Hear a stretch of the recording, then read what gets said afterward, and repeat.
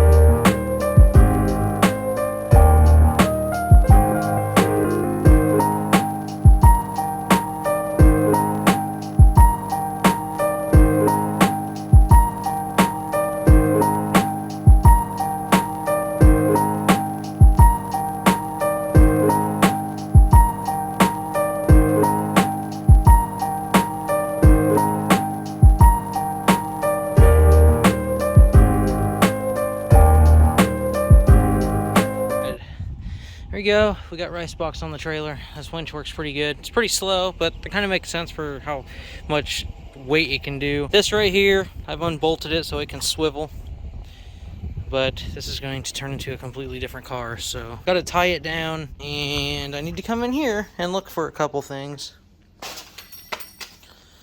I know there's some stuff in here that I lost. All right, it's all tied down. I got the ratchet straps holding the hood down because there's no support. I did not want to take any chances, period. But the car's tied down. We are ready to go to Merle's, and I'm gonna drive really goddamn slow down gravel because it's sort of wet, and I am not throwing dirt and nasty stuff all over RICEBOX, even though it's already dirty. So let's get going and freaking finally put RICEBOX in the final place. That is sick. Hold on, I'm taking a moment here. Oh my god, that looks awesome. Alright guys, RICEBOX is finally in Merle's garage. We got old Red Hot Trans Am right there that he's took out to make space for RICEBOX. Holy cow, this is actually insane because this is the first time this car's ever been in this garage, but hey, this whole thing is going to be crazy. When he comes back out, I will have him talk about what we're going to do this car, but in the meantime, I'm going to bring all my cage stuff and everything in because that's one of the biggest things that's going on with the car is cage stuff. Alright, so we've already started the disassembly process. I took off the headlights and everything, and you guys can kind of see what metal is there, you know, the factory stuff. that it's not going to be there anymore, but Merle's here, and he is going to be the one that's doing this. So Ryan has already done his fair share in this build, which, you know, I'm representing all over the place. I'm just going to let you explain what you're going to do, because I'm giving him full reins to do whatever he wants to this car, because I trust that it's going to be awesome, because, you know, that car back there is freaking sweet, and this one's going to be sweet, and he's got great ideas, so... All right. So we're gonna do the two front end on this. I just now seen this, so I'm getting just an idea on it. So we're not gonna be 100%. This is what I'm gonna do. Might change a couple things, but so my plan is okay. E85 everywhere. Hey, at least it's it. I did not think it was gonna do. Yeah. No flames or fire anywhere near here for a second. Okay. So the plan is to chop the frame up. Probably gonna go, what I'm thinking is we're gonna chop all this, see where this line is. I'm gonna chop it right here. Be a nice clean spot. Chop it down here on the frame. Gonna go full tube on it. Probably gonna do an inch and a half inch tube out here. I'm gonna run straight out. And then same as the other side, cut off, get part of the wheel well out of there. Once we get that out, and then we'll do a crossbar with 1.25 inches, or might drop it down a little bit. Once we get the front end off, we're really gonna have a good idea what needs to be done, and then we'll get the turbo kit all super tight and where it's gonna be, and then kind of go from there. Yeah, because I don't have it fully mounted up. It's just kind of sitting there. Yeah. This is actually, since Ryan built it on his S13 because his S14 burned to the ground, these cars are not exactly the same. So you guys can see that the flange on mine is actually still kind of touching the frame, which Merle is going to be cutting off pretty far back. Wherever he wants, I don't really care, but everything's going to end up, like, excellent. The manifold's not fully bolted down, and I also don't have the gaskets on, so there's lots of clearance and stuff like that that needs to be worked out before fabrication begins, but it's simple stuff, and then cutting, and you gotta... and doing whatever. We'll probably keep all this stuff right here for the fender mounts. I'm gonna leave this stuff for now. I am gonna remove this, probably like cut underneath of it out. Sounds good to me. So we have a idea where the headlights okay, yeah, so just... And once we get an idea where all that's got to be, then, yeah, this will be gone too. But kind of do it in steps. Yeah. We'll do that on my channel, or I might just, if I don't have time to do it on my channel, I'll just send everything to Sean, and he'll do it on his channel and just use my video that I make, if I even do that. We'll see. I get in fab mode, and I completely forget to... film. I try to tell him to film all the time, but he's like, you know. I get sidetracked, and I just get in the zone. Right here, we have a little bit of an issue. If I remember right, when we did the intercooler mount, which, I mean, we did this in a hurry, from what I remember. The intercooler sits right up against the bumper, I believe, if I remember right. It's literally touching the bumper. Yep. So we're going to go ahead, seems the turbo sits further back. When we go tubular front end, we'll probably end up moving this all the way back a little bit further. Yep, and then flipping it upside down. And then we're going to flip it upside down. I'd love to have the HE up front, but, I mean, it'd be easier just to flip it upside down, and it would just dang near run right into the turbo to intercooler. I'll just have Ryan send me a stencil.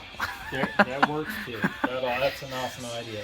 So that was Merle's idea to flip it upside down, which makes a lot of sense. You guys can see that the inlet, even on both sides, it's actually going to save a lot of time and length with pipes. If we flip it upside down, the inlets will be higher. That will put it dang near straight with the turbo outlet. So it's going to be pretty close, and it's actually, I mean, it's a fantastic idea. Yeah. The only issue we got right now is the radiator will be back further, which will put it up against this wastegate. We'll probably have to do like a 90 off of this. Okay, so I thought about press lock fittings too. That works even better. I like those. That's what I use versus vacuum lines. Wastegate wise, I haven't decided if we're gonna try to chase it out the front off the top the hood with the downpipe yet, or if we can make it look right. I do have a section of dump tube piping from my Evo that came with my Evo that is stainless, and it's really, really long, and it's got bends in it. So if I got because we can make it run to where it is lined with it, and then like Ryan said, he'll send us a titanium piece that matches the dump tube. Okay, we can probably do where that's at. I get some. It shouldn't be that long, really. It should. I mean, it's going to be pretty short because the hood's right there. But this is probably actually pretty close to what it is. Oh yeah. So this is, I think this is 4-inch stainless. Yeah. So that's basically kind of thinking like something like this. Yeah. Yeah, and because I can rotate this wherever. Yeah, that can be a hole right there, and just kind of maybe stagger it a little bit. Yeah, put something between it or something. And, Yep. But yeah, I think it'd be Take freaking. Got Ryan's fantastic titanium work here, and then yeah. Well, I guess whatever. So we could actually probably, I don't know. I want to get that out just where you can see it more than. Yeah. And that's fine with me. I mean, I like the fact that it's titanium. I mean, at least that's something to show off. Oh, okay, that's how it is. Okay, he's got. He put that. You watched his video. Hold on. All right, just gonna throw stuff on the ground. Here we go. Goodbye. So yeah, we'll just maybe turn it in kind of like that. God, that'd be sick. That's actually how he has it pretty much designed. He's got the angle to it. Oh, that's sick. That fills in so much space over here too. And then we can kind of just do the same thing with the cut, where it's up at the same way. Oh, that's gonna be sweet. Yeah, and just kind of do the same exact thing. Yeah, and do the same, like the same cut you said. Yeah. I think whenever because he said that he's gonna send a piece like this, so he might send one that's like that length, and then a slip. It'll be slip on, and then he'll have a piece that can weld to yours. Yeah, we just got the hoods. This is gonna stick clear out the hood. Yeah. Which is cool. That's fine with me. Okay, if you're fine with it, I'm fine with it. I'm fine with it. I mean, I like train stacks. They're cool. I mean, go ahead. You already cut a big hole here. That's sure, what that's. Just change the name to this to the Chuchin RICEBOX. Chuchin. One of the biggest things was clearance issues with tires, but I do have skinnies for the front. When I get the skinnies put on, I'm probably never going to put street tires back on it because I mean I consider them street tires. They are DOT tires. They're not biased, so I can safely drive with them on the street. These would actually look pretty good on my 240Z. They're just going to be sitting there. I'm not going to have any other use unless you convince me to buy another 240 like you almost did today. Almost. That's close. Oh, $1,500 for that? That thing didn't look like it had any rust. Yeah. And then I got 2 sets of drag wheels for the back, which I haven't showed you guys the other pair, but they are on radials, and that's what I will be using when we go on drag week at some point in our life. If that ever happens. Yeah. Okay, well I've got 5% battery. Okay, gonna have to end this video. Okay, it's probably gonna be decently long. But all right, guys, you guys have the idea of what Merle's gonna be doing to my car while I'm not here, and you know, there's gonna be some sparks flying and probably finding ways into my engine that I don't have plugged up in places that I don't remember. But yeah, I guess we'll find out when I first start it up, and if it knocks, then I guess I'll just have to put a new engine in it. That won't happen. Everything's all covered up. But yes, I'm at 5% battery, so we've got to end this video. But that is literally the gist of it. The car is finally moved and out of the dirt garage, which hopefully Austin can get paved eventually at some point. But this thing has got to be able to make some sort of event this year, hopefully. At least ice cream cruise. I mean, some car meets. I mean, that's really what I'm after. But yes, that is it for this video. Go check out his channel because he's going to be filming, and I got to keep him up with it. Which, yeah, stay on line. Yeah, tell him you got to make sure you're filming. And then yeah, so if this intrigues you, like literally, I mean, I don't see how you could possibly dislike this. Literally, it's going to be a thumbnail. So there's no possible way that you guys could dislike this. So if you guys like this, subscribe, pay attention.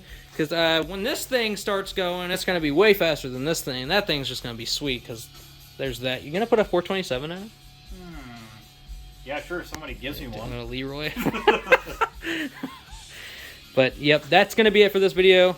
And I will catch you guys in the next one. Later.